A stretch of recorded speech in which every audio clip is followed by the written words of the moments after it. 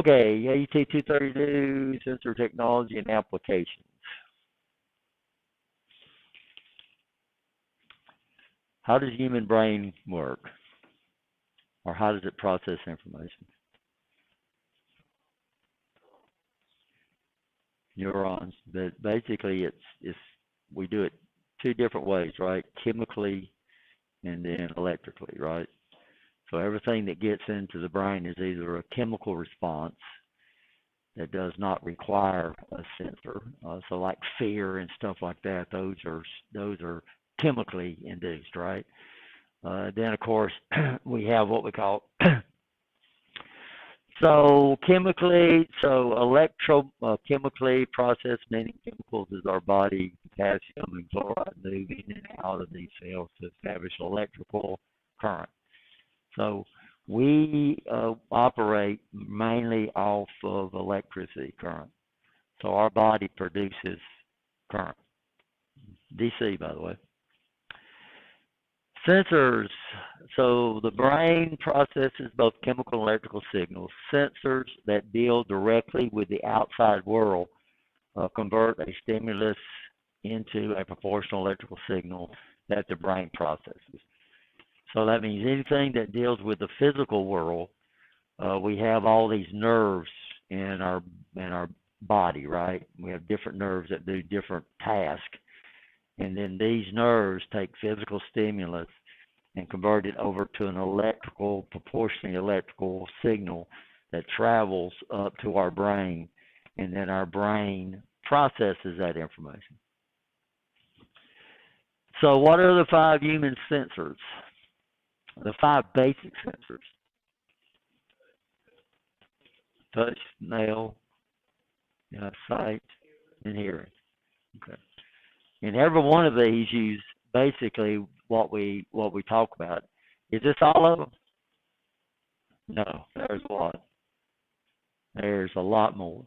But every one of these do exactly what we said. These take stimulus, physical stimulus, and converts it over to electrical signals that go travel up to our brain, and then our brain process. So our brain cannot see, our brain cannot hear, our brain cannot touch.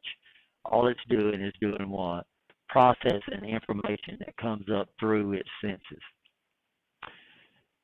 So temperature, we can sense temperature, we can sense perception, sense of the location. We know where our body parts are at, right? Pain, we can sense pain. I guess that would be nerve. Balance, if y'all can say that, equal reception, bioception. We can sense pressure. We can sense hunger, thirst, stretch, receptors, lungs, bladder, stomach, tract. We can sense fear, and of course, there's more. So when we talk about those, that's what we learned in elementary school about the five basic senses. But we can sense a lot of stuff that does not fall into the range. Some of these are chemical, some of them are electrical. So transducers, we have a lot of people talk about transducers, a device that converts energy from one form to another. So this is what a transducer does.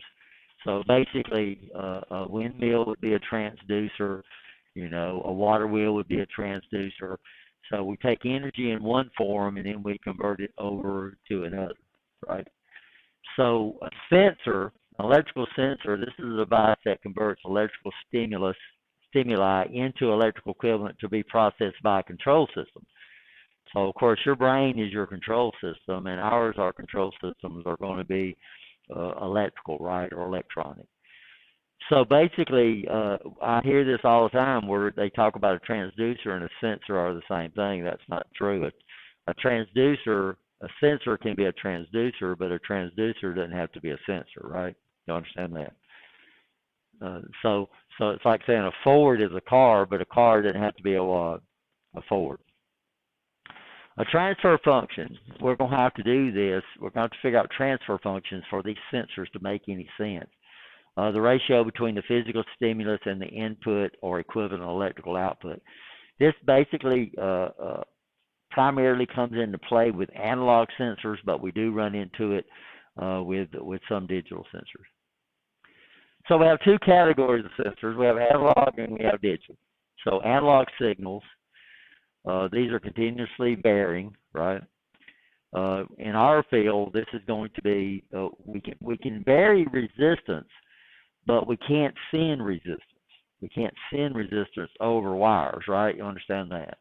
We can vary resistance, but we're going to have to usually convert that into a voltage or a current so we can transmit those over wires.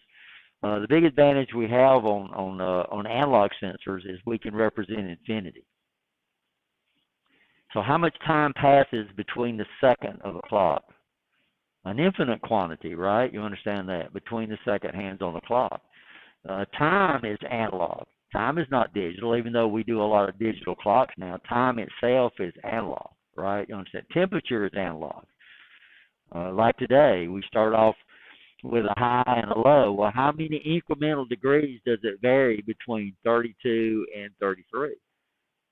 We could, you know, in electronics, we understand that because we deal with milliamps and microamps, right, and pico, and then on the other side, you know, so we're talking about that. If you could keep going, you know, engineering notation actually, or a scientific notation actually gives up it after a while because the increments get so small that they would be, you know, we wouldn't understand it. Disadvantage. So disadvantage with using analog is it's pretty susceptible to electromagnetic interference, which is all over the place. It's hard to transmit over distance because if I have a voltage, then I'm gonna have a current. If I send current through a conductor, all currents have resistance. If we send current, if we send current through resistance, we get what we call a voltage drop, right? You understand that? Alabama Power calls it line loss. It's hard to store for later use. It's hard to be processed by a computer. Computers don't process analog; they process digital information. So it means before we can process analog information with a computer, we have to run it through an analog a circuit called an analog to digital converter, and we'll get a basic look at that. And as soon as we say that, that means we're going to lose some accuracy in the actual. So digital cannot be well. In a computer, digital cannot be infinite, right? Does that make sense? We're going to have to give up on the number of digits we use sooner or later, just like a calculator. So your calculator displays a certain number of digits. And if you exceed that, then it automatically shifts into what? Scientific notation. As soon as it shifts into scientific notation, you just lost accuracy. Because now your calculator is dropping digits, right? You understand that, in rounding. So, and that's true here. So sooner or later, we're going to have to start dropping digits, and we're going to have to start rounding. Digital. Most of our sensors are digital. Some of them we're going to deal with. We're going to deal with a pressure sensor, which is an analog sensor. Our pressure sensor, you can actually output either. And our temperature sensor, you can output either. You can actually get an analog output on those two. Digital varies in discrete steps. They're either off or on. So that would be digital. So down here, this would be off. And over here, this would be on. So we'll start off with these type sensors, digital sensors. Computers love this. So programmable controllers love this because it don't have to be what? It don't have to be converted before it can do anything. Or it could be in steps. This is true when we go from digital to analog.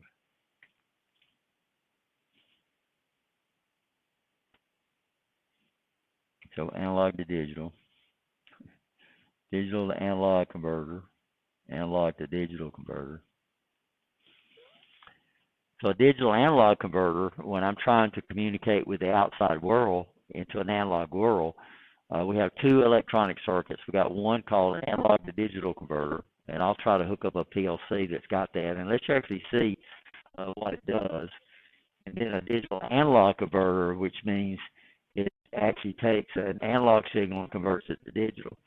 And the way it does that, it does it in steps. In fact, anybody had AC?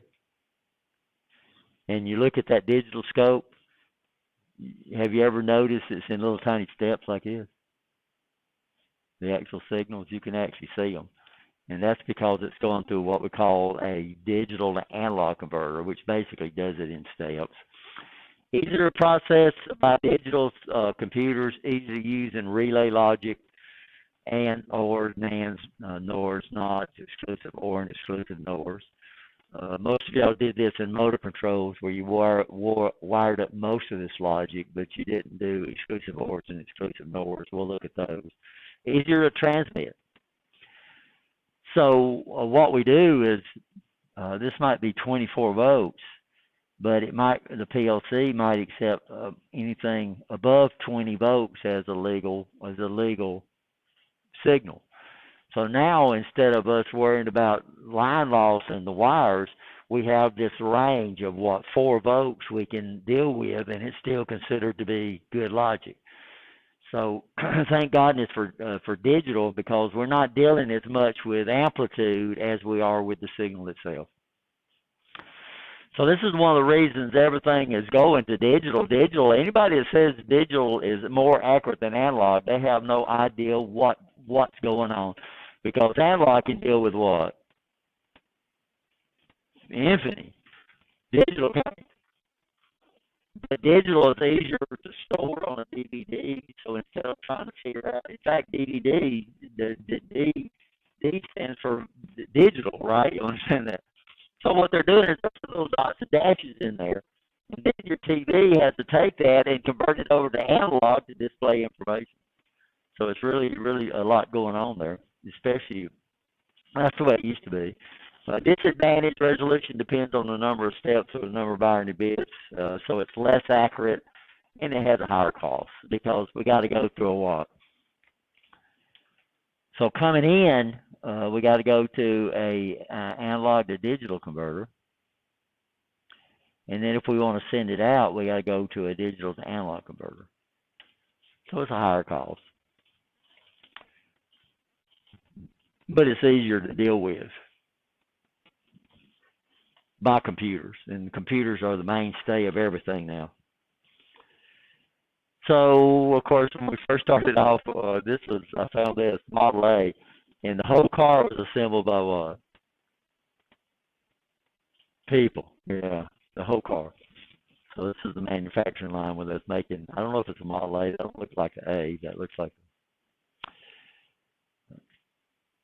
and of course, this is what we have now. So how many people that we see in here? I see this guy down here.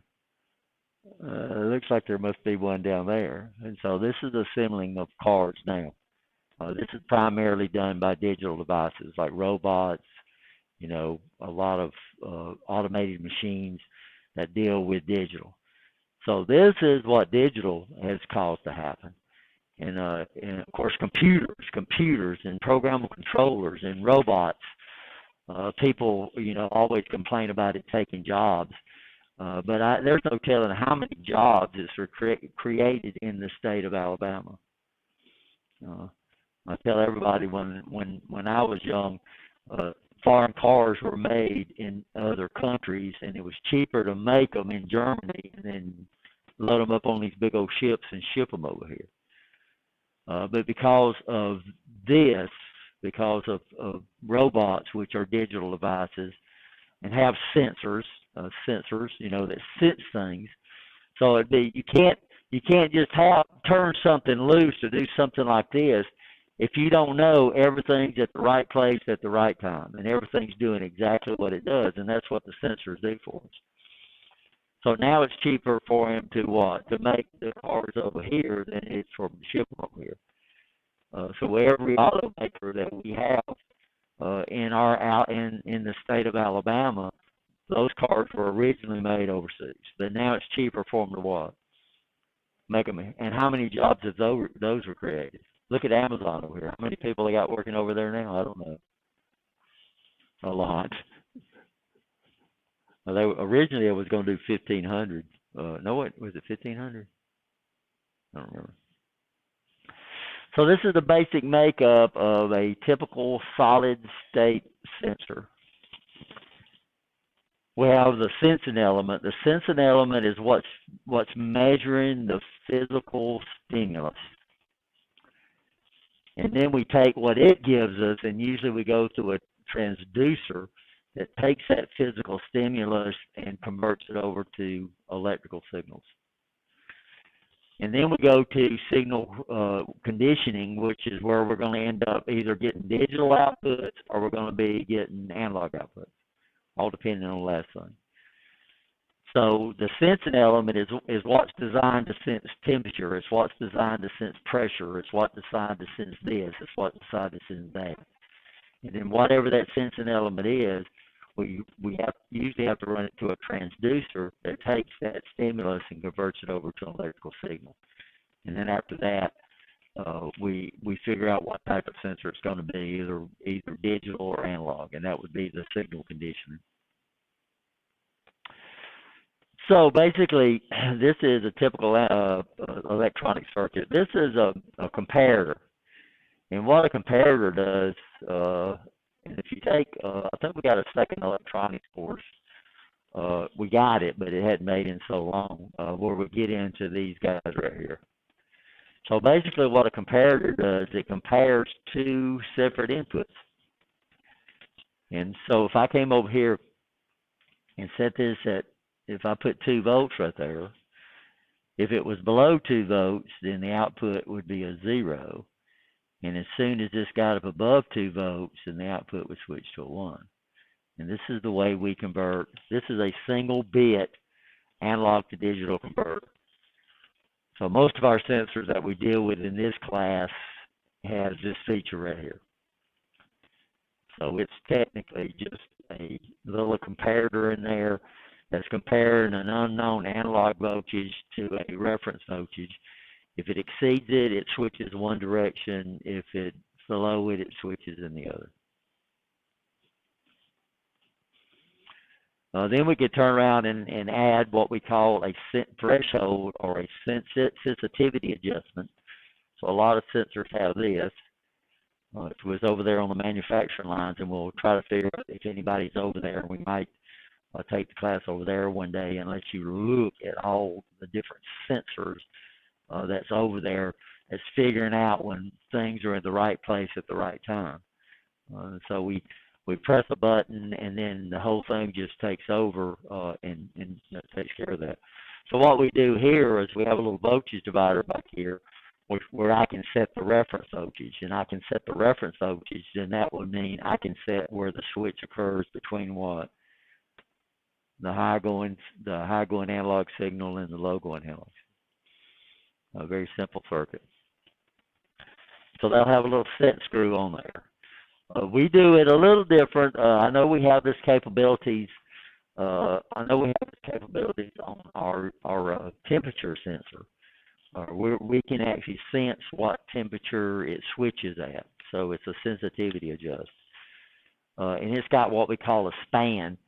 So it's got a dead band. So if we set it at 80, like if we set this at 80 degrees, and we set this at 50 degrees, then to switch on, the input signal would have to get up above 80, and then it would switch on, and then to switch off, it would have to drop below 50. So it's it's what we call a span, or range of things.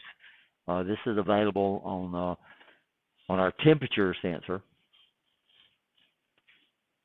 and it's also I'll bring ice in, and then I got a little heater that we can heat up water. We don't get it real hot, so we can actually do this.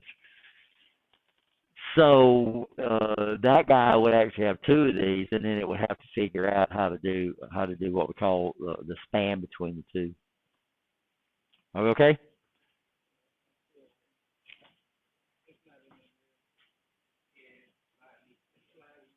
It's not up there yet? Okay. I'll handle it.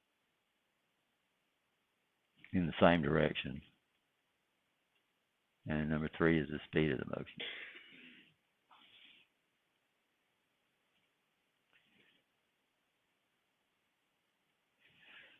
So I should bring a oscilloscope up here. We might show that later on.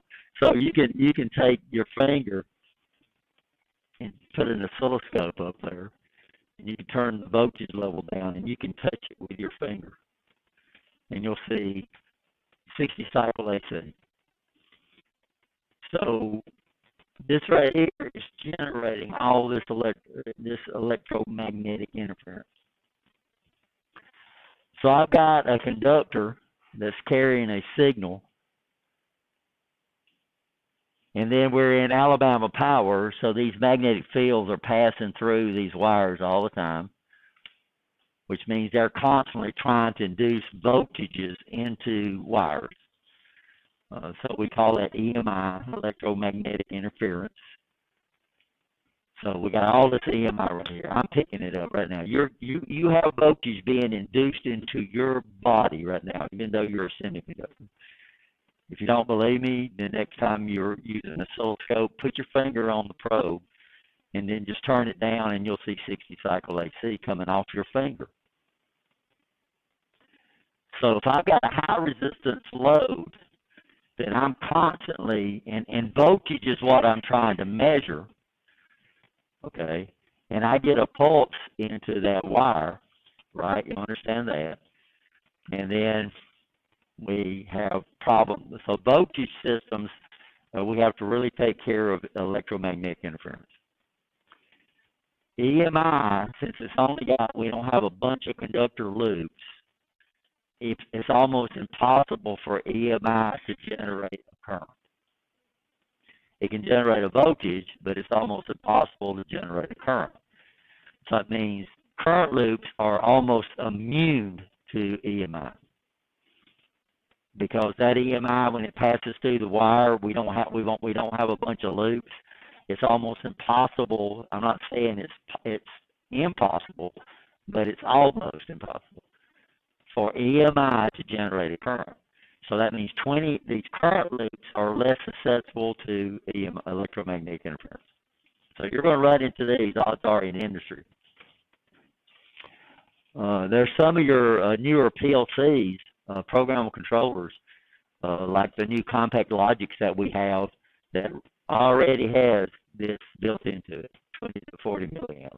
Used to, you'd have to buy a separate module to handle current. Analog output, this is digital, output of voltage. So on a current loop, if it's digital, it's either 4 milliamps, which means it's a 0, or it's 20 milliamps, which means it's a 1. Over here, it's going to be between 4 and 20, depending on the analog value. So the main values we use for analog is 0 to 5 volts, or 0 to 10 volts, which is most often used by programmable controllers. They will accept this, but they'll give you half the resolution. So if it can take 10 volts and split it into 1,024 combinations, then if you use 5 volts, it's going to be 512. So it'd be less resolution. Sensors. Voltage output is the most often used because it's cheaper. Current less acceptable to electromagnetic interference. It's also called current loop. Can be transmitted, and it can be transmitted over greater distances without worrying about line loss. Resistance must be converted to voltage or current for transmission. So we can't send resistance, but I'm not going to play that.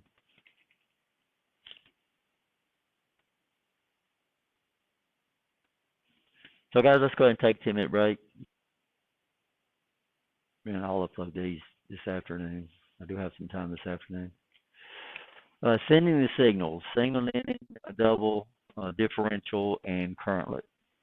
And you're going to run into all these out there. In fact, some of them you've already dealt with that you just don't know. So differential signals, these are two signals on the two conductors that are, it takes two conductors to send signals anyway, right? We have to have one that is we considered to be the signal wire, and then usually the other one would be referenced to circuit common. Okay.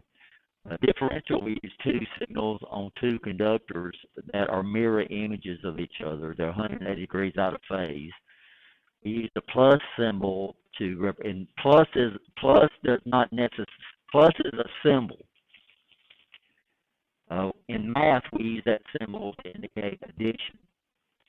In signaling, in differential signaling, we use that signal to represent what we call the non-inverting signal. This gets people really confused if they have a little bit and they start looking up the wiring of a USB, universal serial bus. So USB uses differential signaling. Two outside wires carries 5 volts DC. The two input wires, the two inside wires are differential signals. So what they do is they send two electronic signals. They're 180 degrees out of phase. The plus symbol is the non-inverted symbol, and the minus symbol is the dash symbol is the inverted symbol. Differential amplifier is an electronic circuit that only allows differential signals to pass. So signals movement, when we get into differential signaling, we talk about differential signals, and then we talk about common mode signals. Common mode signals are signals that are moving in the same direction. Okay. In-phase signals transmitted over two conductors. One is considered to be the signal conductor, while the other is considered to be the circuit common, usually referenced to earth ground. A common mode rejection ratio, this is the ratio a differential amplifier will attenuate a common mode signal applied to its input. So if you're ever into stereo equipment or audio equipment or video equipment, one of the ratings they're going to give you is common mode rejection ratio. And this is very important because this tells you how much interference can get into your devices. So the higher the common mode rejection ratio, the better it is as far as rejecting signals. So single-ended signals utilize a signal conductor with a common that usually references earth ground, and this looks like it's less expensive, very low, should be very high. Very low common mode rejection ratio. Normally we use shielded conductors on these things because of their susceptibility to electromagnetic interference. A differential does not have a circuit common. It utilizes two signal wires with signals 180 degrees apart. Signal wires are usually labeled with the plus symbol, and non-inverted is and minus for the inverted. These differential amplifiers, very, very high common mode rejection ratio. So these guys have a lot of ability to reject electromagnetic interference. But eventually we need to convert this back to single-ended to use inside the controller. So inside your controller, these are single-ended signals. Inside the program controller, these are all single-ended. Inside your computer, this is single-ended. So anytime I use this differential, we have to convert it over to so this is an example of a single-ended signal. So we have two devices trying to communicate with each other. And we get an EMI pulse. What's going to happen when that EMI pulse comes through here, it's going to generate a pulse in this wire, but this is referenced to common, so it's not. So my controller could do what? Could interpret that as being bad. Or it accepts it. That's even worse. Differential signals, what we do is we have two wires, and this is digital, by the way. It's just a lot easier to see. But it's sending the same signal. So this up here might be might use the plus symbol. And over here I get an EMI. It puts a pulse in here. These two wires are twisted together. So if you ever dealt with Ethernet, wired Ethernet is differential signaling. And if you've ever worked with Ethernet cables, I don't think I've got any over here. I'll see if I can find some. But it uses what we call twisted pair conductors. So differential. So if you ever took a USB cable and you split it across, you'd see two wires running straight through. That's your DC, and the other two wires will be twisted together. Because what they want them things to be is they want them to be very closely coupled. So the EMI that's induced into one of the conductors will be induced into the other. So notice this one right here is 180 degrees out of phase. It gets the same EMI pulse because the wires are twisted together. These would be common mode signals. In fact, they're in phase. And it comes into the differential amplifier. The differential amplifier blocks common mode signals and passes differential signals. So what would happen, it would come through, and it would be like this. So it passes common mode. I'm sorry, I said that wrong. It passes differential and blocks common mode. These have a common mode rejection ratio usually around about 20,000, which would be about 20. It would be 10 to the 20th. I'm sorry. Yeah, 10 to the 20th rejection of so it take a common mode signal and divide it by 10 to the 20th. So basically, it just eliminates them completely. So some sensors use this. USB uses this. Ethernet uses this. There's a lot of symbols that use these differential signaling because it's basically non-susceptible to EMI. So, like, you can take USB cables are not shielded, and why? Because they use differential signaling. Most Ethernet cables are not shielded. We do have Ethernet cables that's used in industry that are usually shielded because the industry usually has, quite a bit more electromagnetic interference than we normally have. Are we okay? Current loop, able to transmit over long distances with minimum signal loss. Varying load impedance and supply voltage will not affect the signal as long as it does not exceed the limits of the power source. Very low EMI susceptibility. Disadvantage, it always consumes power. So, it always consumes power. 4 milliamps. Even if nothing's going on, there's 4 milliamps flowing through the system. So current loop. So we have a power supply. So, we have resistance here. We have resistance here. It is going to allow 4 to 20 milliamps to flow. So what happens if you have 200 ohms in the system, the voltage would raise up automatically through the current. It would raise up automatically to maintain these currents. If it goes up to 1,000 ohms, the voltage would go up to maintain these currents until you exceed the range of the power source. As soon as you exceed the range of the power source, then you can't do anymore. We had this running. We had current loop running when the big hospital was on Montclair. Before they moved out, they call themselves Grandview now, and they closed the Montclair Hospital. We had a current loop running. Good gracious, it must have been. It was from one end of the hospital all the way to the other. Never had any problem out of it. So current loop, and so you have some sensors that do this. If you get into an extremely high industry that's got a lot of EMI, then a lot of their sensors are going to be current loop. And like I said, just about all the newer PLCs have a current loop input on them. We got some Compact Logics over there now that has a current loop input on it. You can input voltage on the analog. You can input current. And I'm not going to say anything else. One thing we got to do on sensors is now in AC, it makes no difference. AC has no polarity. So there's no such thing as a plus and a minus on AC. So it bothers me when I've had people do that when I use a voltmeter In an AC circuit, they say I got to put the black lead on common. That's not true. In AC, guys, it don't make any difference how you hook your meter up. It's going to measure the same thing because technically AC has no polarity because it's constantly changing. So we're doing 60 cycles per second. So this guy here changes this, which is about 67 milliseconds.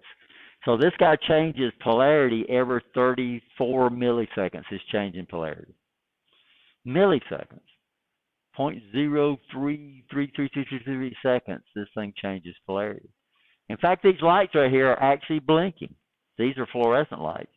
These guys here are going off 120 times a second, literally. So this is why a lot of times when you take pictures, especially for a photographer, your pictures turn out yellow under fluorescent lights because your camera sees what's there. Our eyes average it out, right? You understand? We used to calibrate the speed of these 5 1/4 inch floppy disks using the strobe effect under fluorescent lights, because it would, when they're running at the right speed, they would freeze because these are flashing at us. Couldn't do it under incandescent lines. So what we're saying, AC has no polarity. So when we deal with sensors, if it's an AC sensor, then what we're fixing to talk about means nothing. But when we're dealing with a DC sensor, then what we're fixing to talk about is very, very important, especially when you start dealing with programmable logic controllers. So our main control device now, so basically a control system consists of 3 parts. It consists of inputs, then it consists of control, and sooner or later it's going to be outputs. So your cell phone is a perfect example of this. You input information, then it runs through logic, electronics, and then it outputs information sooner or later, right? Does that make sense? So more and more and more and more, we're moving this section right here over to a computer called a programmable logic controller.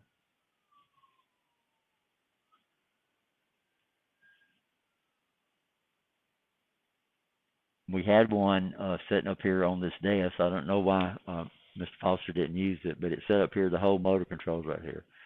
That was an SLC 500, which is obsolete now. But these guys, they used to operate on nothing but DC. So when we buy sensors for these PLCs, they're either going to, the inputs are either going to be rated in AC or they're going to be rated in DC. And this all depends on what type of PLC you use. In the old days, since just about all our control logic was 120 volts, then originally PLCs, that's what they used on their inputs. They used 120 volts, which made it a lot easier to adapt from relay logic over to computers. Over time, though, this has evolved, and the primary method we use now for our inputs is DC. And the voltage has dropped way down because of this standard right here.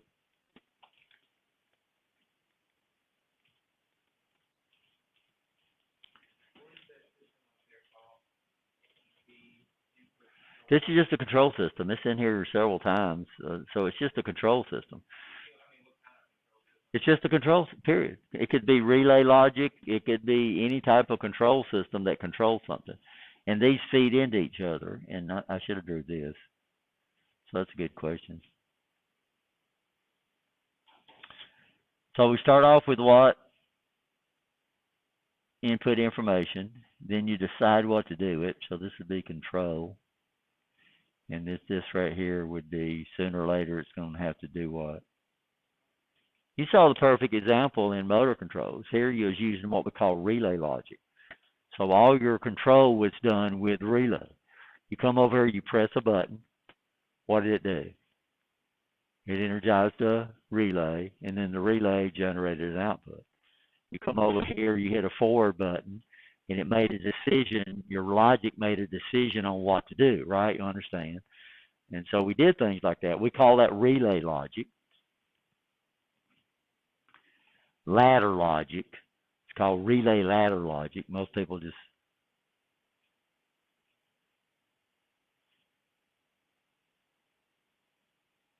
but it was all done by relay. So what did y'all do? Did y'all do ands, ors, nots, nands? So that's logic, guys. So and says, okay, all these inputs have to be true before my output goes through. So that was our first automated systems was when they figured out this relay logic. And we do those basic things. We could do a not, we could do an and, or, nor, and nan.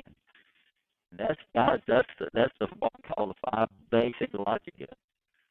And then all digital systems work off those same basic things. Even when it does addition and when it does subtraction, it's done out of those five basic keys. Well, that was relay logic. Well, the problem with relay logic is number one, it's electromechanical. It's not extremely fast because you tell a relay to energize, and then it takes time for the armature to move and close. So it's you can't operate those things at extremely high speeds. And if you want to come in and you want to change it, so used to when they built cars, they had two manufacturing lines. One of them was running this year's cars, and the other one they was rewiring to run next year's cars. They don't do that now. I mean, they'll have one line, and because of programmable controllers and programmable devices, they can go offline, reprogram everything, and they can be back online doing what? Making a new model car. So used to cars changed very, very little from year to year. So they'd have to do so much what? So much rewired. So they might add a pin, they might do this, they might do that. So if you had I had a 55 Chevrolet, by the way. I wish I still had that thing. 55 and 56. One of them had a little round on the taillights. One of them had a little fin on the taillights, and that was about the only difference between the two cars. So now they go offline maybe a month or so, and then they're back up making their next year's models because of these controllers is moved. So we're moving constantly. We're not doing away with relay ladder logic. It all depends on expense. You know, how much money is it going to cost?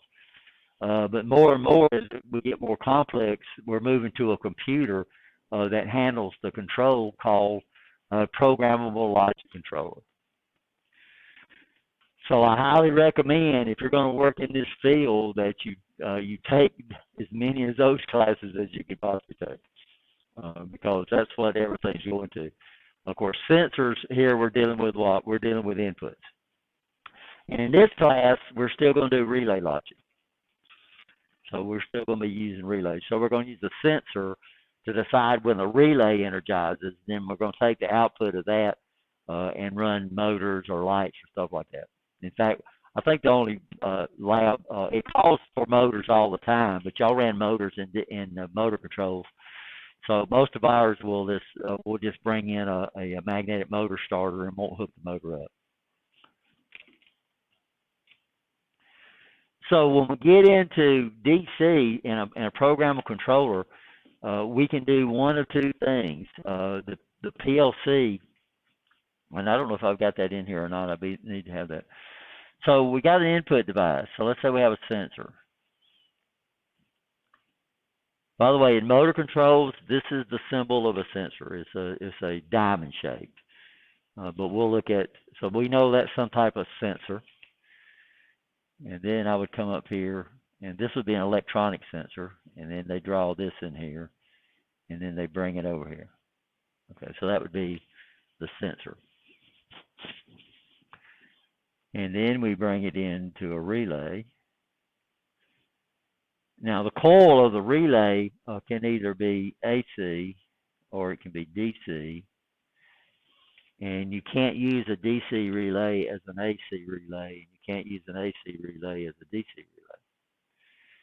relay. The problem is that I think, how many said AC? Well, these are a bunch of coils of wire. And the problem with AC is that, so in DC, we have to get the resistance of the coil is made by a bunch of turns of wire. Because you can't have one turn of wire and put 12 volts across it, because it would be almost a short circuit. So what it's depending on is the R of the wire. We'll take the same thing if we put it on AC, and it might have that many turns. So one thing right off the bat, you'll notice about an AC relay, it has a lot less turns of wire than that equivalent DC that's working on a different voltage, working on the same voltage. Now, why is because with these guys, we pick up something called X of L, which is equal to this formula right here. And you might not, no, that's the wrong formula, Rich. That's for capacitors. I should have left it over there and seen how many of y'all picked up on that.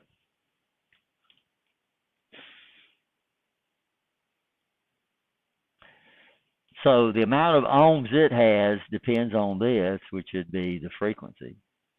So that means, and so you can't take a when I was in the Navy, they had a transformer, and I was trying to make me a power supply. So I went into the parts locker over there, and I found a nice transformer, and I brought it back, and I put a cord on it, and plugged it in, and I left the shop to go find our meter. And when I come back, the whole shop was filled up with smoke, because I didn't realize our airplanes ran on 400 cycles per second. So what was happening is I took a 400 cycle transformer and I plugged it into 60 cycles. Well, 400 would determine the opposition. Well, I plugged it into 60 cycles, so the opposition of the transformer was way down, right? You understand that? So it burned up. So the problem is, if you measure the resistance of an AC coil, it's going to have. When y'all took motor controls, did you measure the resistance of these transformers? What did they measure? I think the primary measured like 20 ohms, and the secondary measured like 7 or 8 ohms. Very, very low, because it's not depending on that to get the and you say, well, if I have 7 ohms and I put across that 120 volts, that's going to be, good gracious, that's going to be 20 amps, and y'all understand that. But it's getting all this opposition from X of L. If we go to DC relays and AC relays are totally different. DC relays get their resistance on wire, the number of the gauge of the wire and the length of the wire, and then of course AC relays get their opposition not only with the length of the wire but also the frequency applied to it. What determines the resistance of a wire, by the way? A conductor. Yeah, size, or mostly we refer to as the gauge, which is the same thing. What else?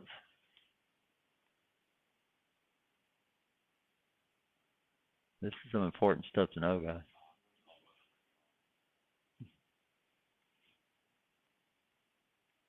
The material it's made out of.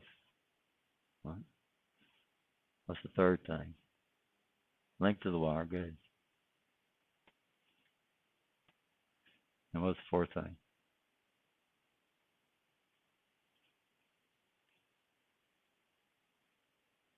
So if you ever look at it, what we call an ampacity chart, it always gives you the resistance of the wire over length at a certain temperature. In fact, one of our temperature devices that we're going to look at is called an RDT, a resistive temperature device. And all this does is it just has a bunch of wire, and the resistance goes up. The resistance goes up when the temperature goes up.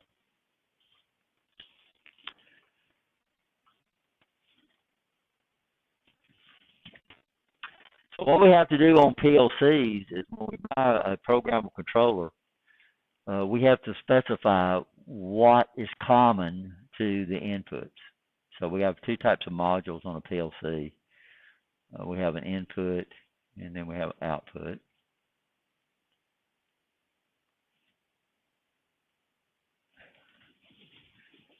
And then our control would be in the center. So this would be the actual control where it runs the program. Well, when we deal with DC, we're going to have a common up here. I'm running out of space, guys. Y'all know y'all can't read that.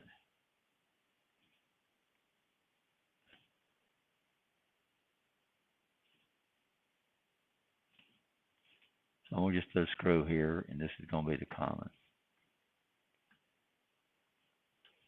Some PLCs you can establish the common. Some PLCs it says what they are. Okay.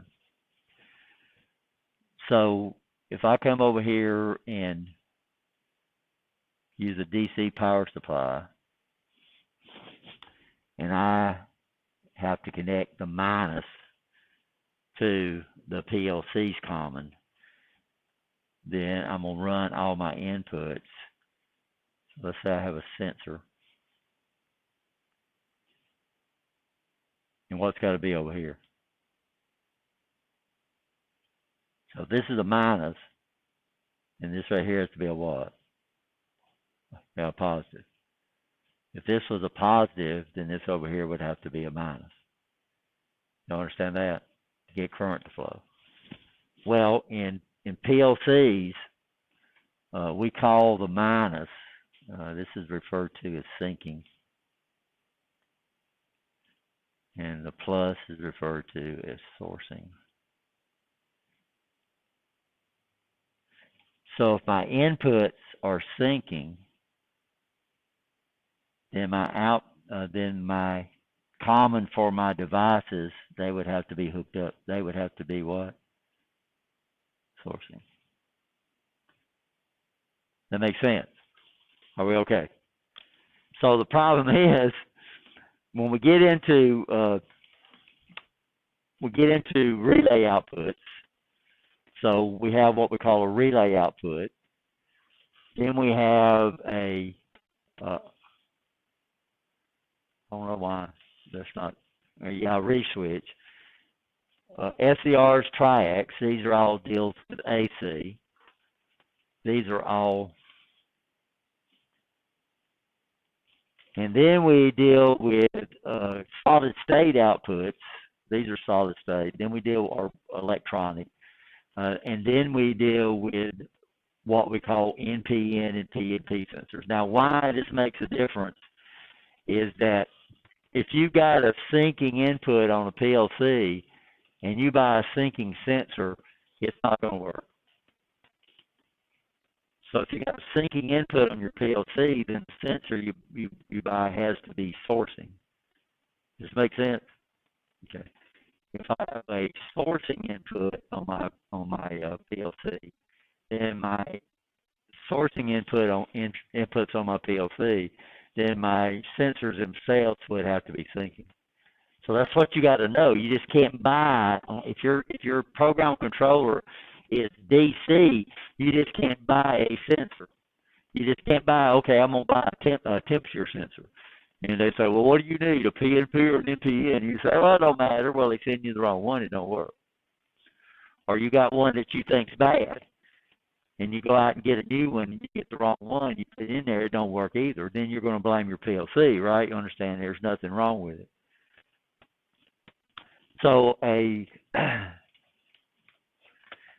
PNP sensor, this is a sourcing sensor, and NPN is a syncing sensor.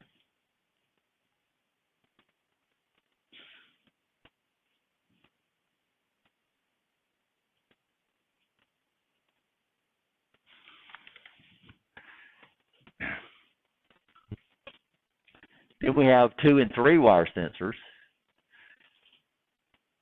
And then we have what we call a 4-wire sensor. Now, normally, a sensor, a solid-state sensor, even though it's electronic, it does not have a switch in there. It can simulate a single pole, single throw.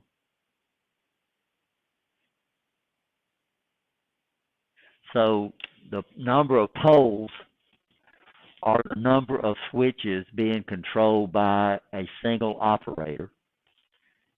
And then the number of throws, or how many positions the the switch can be put in to control the circuit. So this symbol right here would be called a single pole.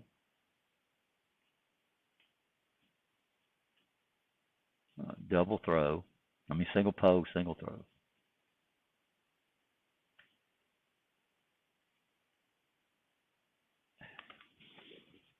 Okay.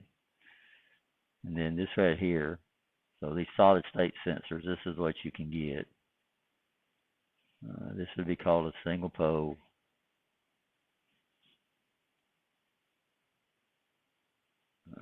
Double pole, double throw.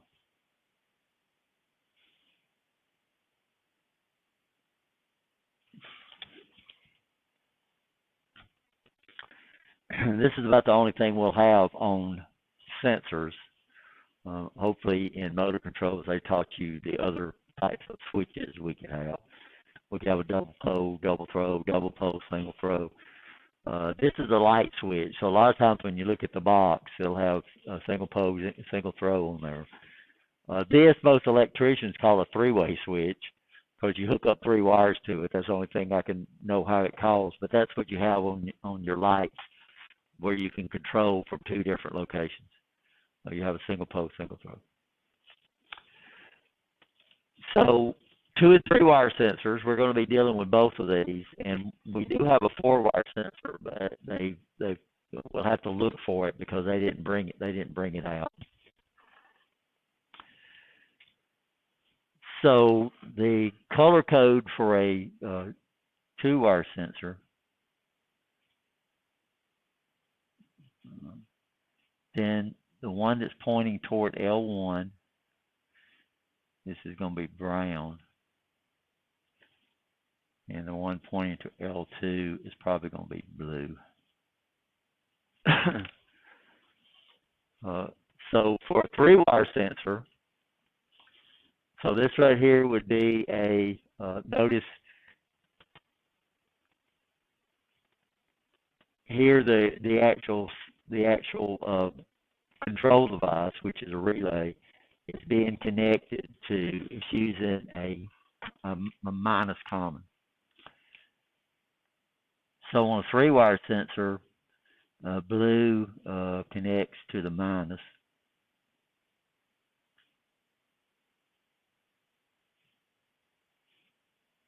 These are DC.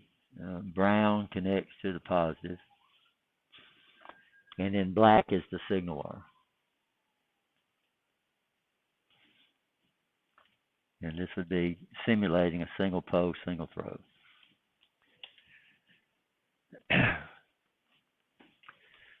Pin out, if it's got pins, this will be pin 1, this will be pin 4, and this will be pin 3. And we'll explain what's going on with the 4 in a minute. Now notice here, the device itself is using a what? It's using a minus.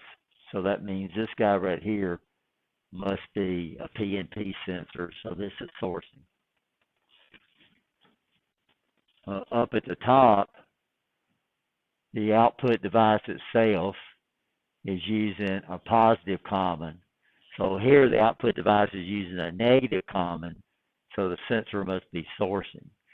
Here the output device is using a positive common, so that means this guy has to provide, this is a sinking sensor, so this is an NPN sensor. But the color code's the same. So that means you'd go out there and you'd rewire it, and if you bought the wrong sensor, notice they look the same. So the companies might probably sell a PNP sensor and an NPN sensor. And if you don't know which one to buy and you get the wrong one, then what's going to happen? It's not going to work. And if it's a programmable controller and if it don't work, then what are you going to assume? So you had 2 sensors now. One of them you thought was bad. This one was brand new. You just got it out of the box. You plug it up, you wire it up, and now it don't work. You're going to blame the one.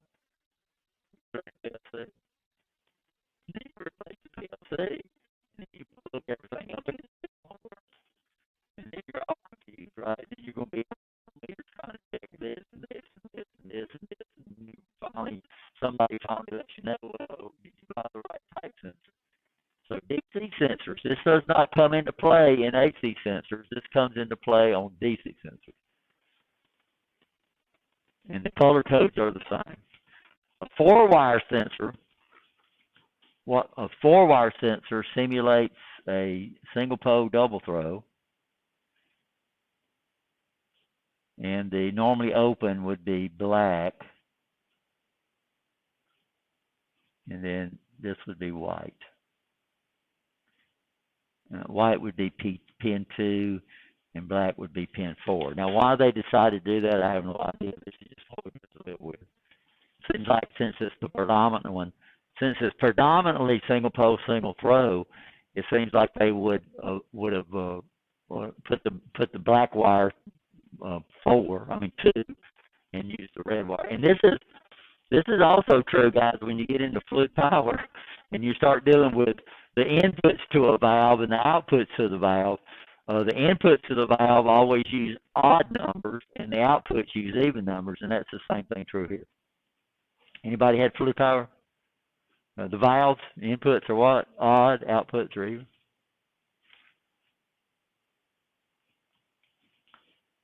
So a 3-wire sensor, AC, we still use the same color code.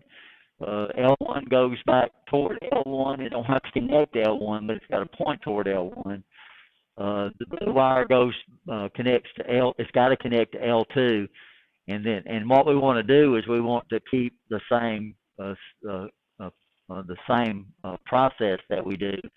Because L2 is usually considered the common, and then of course it all makes, so this will be a 3-wire sensor, AC sensor. Are we okay? And we do have some. We're going to use our photoelectric sensors are going to be it's going to be 3-wire sensors. They're going to be 3-wire AC sensors. Our temperature and our pressure are going to be DC sensors. So we'll have a DC power supply that will plug into those, but they got AC outputs.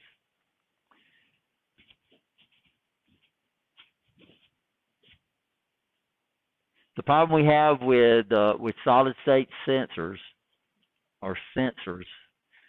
is that a 2-wire sensor.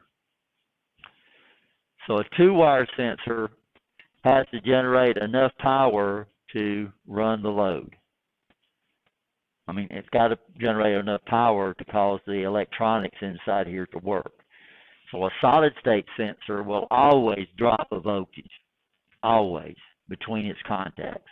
So it's not a switch, it acts like one. Normally this is around 4 volts. So we got to be real careful on AC 2-wire sensors on the number of sensors that we hook in series with each other. So we're dealing with 120 volts. We're going to drop around 4 volts. That means we get 114 volts over to our relays, which is well within the limit. So one of the things you're going to do this semester on these 2-wire sensors is measure that voltage drop across the sensor.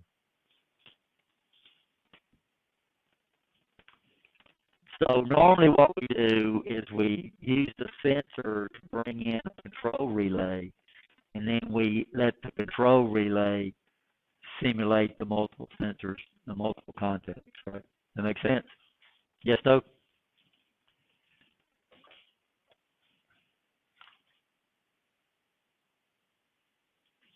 So this is a wiring diagram of a 4-wire sensor. And what's the pins? Numbers? Ground would be what? 1. Ground is 1. This down here would be what? 3. Black would be what? 4. And white would be 2.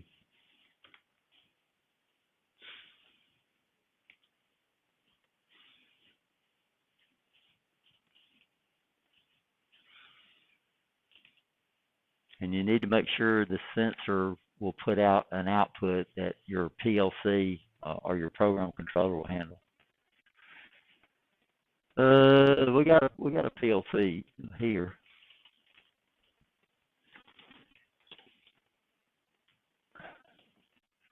I need to take this over to the other.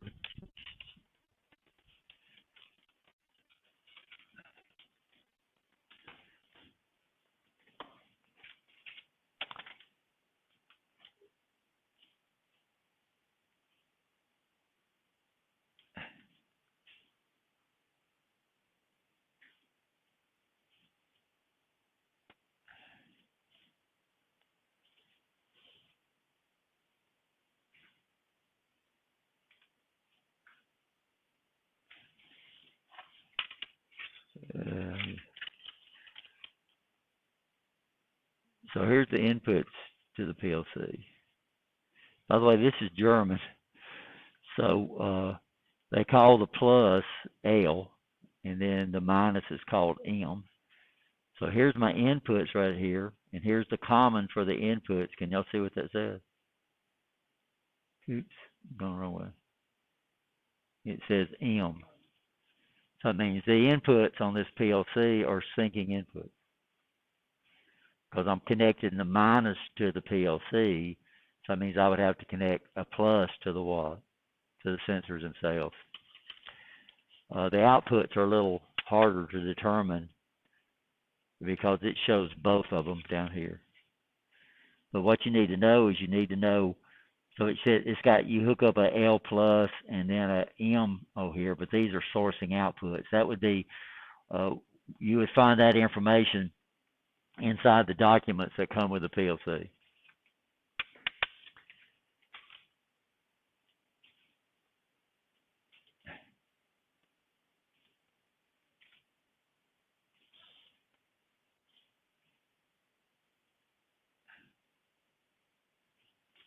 Okay. So I'll